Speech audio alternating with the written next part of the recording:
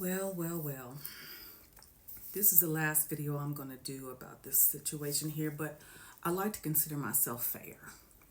And one of the comments on one of the first videos I did was there are three sides to every story. Your story, your truth, my truth, and the truth is somewhere in the middle. Now, as this situation is developing, more and more information is coming out, and I think it's only fair that I give that as well. Now, I will say, this whole situation reminds me again as a young person in high school. One of our rival schools was John Marshall. The brothers from John Marshall and Millwood, where I went to school, there was always some type of beef, and they were always fighting. But again, no one lost their life. Now, I read this story. I asked Mr. Randolph if he had heard about it, and he said, he had. And I said, what are your thoughts? And he says, well, he took a life. He needs to be held accountable for it, and he's going to find out how tough he thinks he is. Then I started to share this part with him, and he said, well, his position started to change. Let's listen. Witnesses told police the two students got into a fight over where the suspect was sitting. They saw the suspect pull a knife out of his bag after the victim tried to push him out of the space. While being arrested, the suspect asked officers if, quote unquote, it would be considered self-defense, unquote. Okay.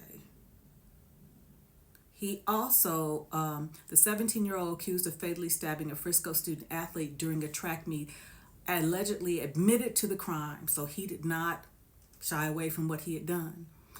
He also asked officers if his action could be considered self-defense according to a newly released arrest report. Now, I want to talk about some of the witness statements. Let's check it out. First Memorial High School witness, a member of the Memorial High School track team, told police he was sitting under the high school pup tent with the rest of the team. The victim and the suspect were sitting nearby. Quote, Anthony was from Centennial High and was sitting under the Memorial High School tent.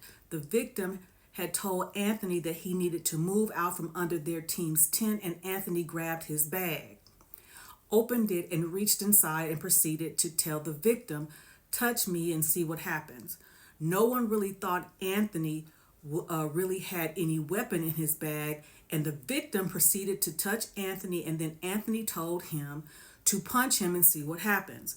A short time later, the victim grabbed Anthony to tell him to move, and Anthony pulled out what the witness recalled as a black knife and stabbed the victim once in the chest and ran away. The witness did not know Anthony, but he knew he was a Centennial student.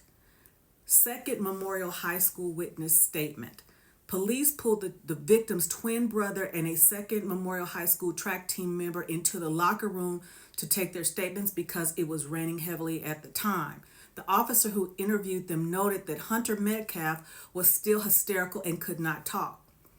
Quote, I attempted to ask them both what happened. I could not really get anything out of Hunter, but the second witness stated he wanted to speak. I asked him what happened, and he stated that they were all sitting on the bleachers under the Memorial High School tent when another male who he did not know walked over and sat under the tent. The witness then said the victim told the male that since he did not go to Memorial, he had to leave the tent. The victim and the male went back and forth, and then the victim stood up and pushed the male to get him out of the tent. The witness said that during this time of arguing, the male was reaching around in his bag he had. It was at this time the male took out a knife and stabbed the victim and then left the scene, the report states. The arrest report also identified about 24 other student athletes from various Frisco ISD schools and 4 coaches who said they witnessed the stabbing. Now, when I read this to Mr. Randolph, his position somewhat changed. He says, when you put your hands on someone, you have to be prepared for whatever that outcome is. Now, I still don't agree that the level of threat matched the outcome. I do not. I do not believe that this young man intended or premeditated to take that young man's life. But it happened. He is going to have to be responsible for that.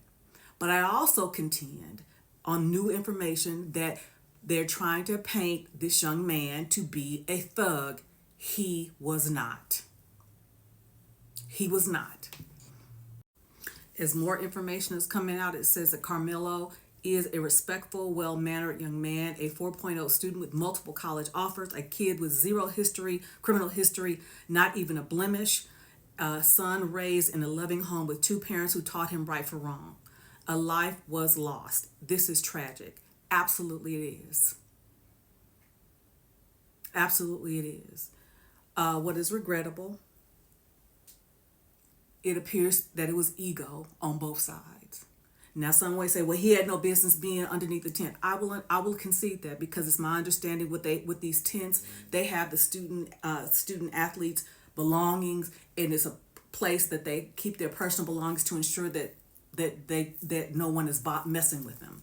But the moment it became where it appeared that Carmelo was not compliant, it should have been, I will say that the young person should have got an adult to deal with it. Regrettably, we don't know what we're dealing with these days when you put your hands on people, because unlike my times, even though I kept saying fight it out, and I still believe that, that's not how these young people roll. They don't. They don't know how to fight it out. They don't know how to fight it out and let the chips fall where they may. But again, the moment you pull out a weapon, there's always a likelihood that it could end somebody's life. But as more information is coming out, and again, this is from a Memorial High School student that says that Austin pushed the young man.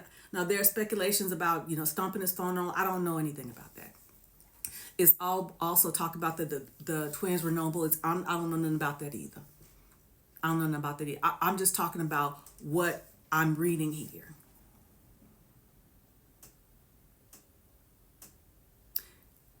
Carmelo did not try to say, no, I didn't do it. He admitted that he did it. Regrettably, he's going to have to suffer the consequences for that. But based on the statements that are coming forth from people, and again, this did not happen in a vacuum. Let's be honest. So there are going to be more witness statements. But the 2 statements that we have here are from Memorial High School students that went to school with Austin. Because again, in accordance with Attorney Wilson, verbal provocation is not enough. Again, going back to my days, say, knock this off my shoulder. If you knock this off my shoulder, that means you want to fight, so we fighting. But we could stand there say all day long, knock this off my shoulder, knock this off my shoulder. But if you ain't knock nothing off nobody's shoulder, you ain't fighting. Because that wouldn't be enough for provocation. Now, this is, bottom line up front, it's a tragic story. And the only thing that anybody is going to agree with as it relates to this story is that it is a tragedy. It's a tragedy. And in as much as many of you would like to make it about race, it is not. These were 2 young men. Both egos got in the way. Austin said, move. Carmelo said, make me. And it went too far. Those are my thoughts.